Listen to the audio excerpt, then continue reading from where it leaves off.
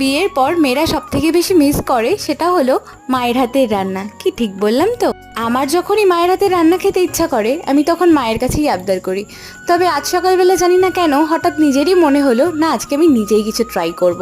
মুসুরির ডাল বেটে তা দিয়ে বড়া বানিয়ে মা মোচা বানাতো, যেটা কিন্তু আমার অসম্ভব প্রিয় ছিল।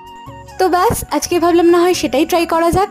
পটলের ঝোল ঝাল ভাজা এগুলো তো আমরা সবাই খেয়েছি, তবে এগুলো খেতে এখন বড্ড বোরিং লাগে। তাই একদিন এক জেঠিমা বলেছিল প্রথমেই পটলের দানাগুলোকে ছাড়িয়ে নিয়ে একটা মিক্সিং জারের মধ্যে বেশ কিছুটা পেঁয়াজ, 3 থেকে 4 কোয়া রসুন, অনেকগুলো কাঁচা লঙ্কা, স্বাদ মতন নুন, হলুদ আর চিনি দিয়ে ভালো করে পেস্ট করে নিয়ে কড়াইতে বেশ অনেকটা তেল গরম করে তাতে কালো জিরে ফোড়ন দিয়ে যতক্ষণ না শুকনো হচ্ছে ততক্ষণ ভালো করে কষিয়ে নামিয়ে একটু সর্ষের তেল দিলেই রেডি হয়ে যাবে খুব সুস্বাদু আর একটা অন্য রকমের পটল বাটার রেসিপি। আচ্ছা, তোমাদের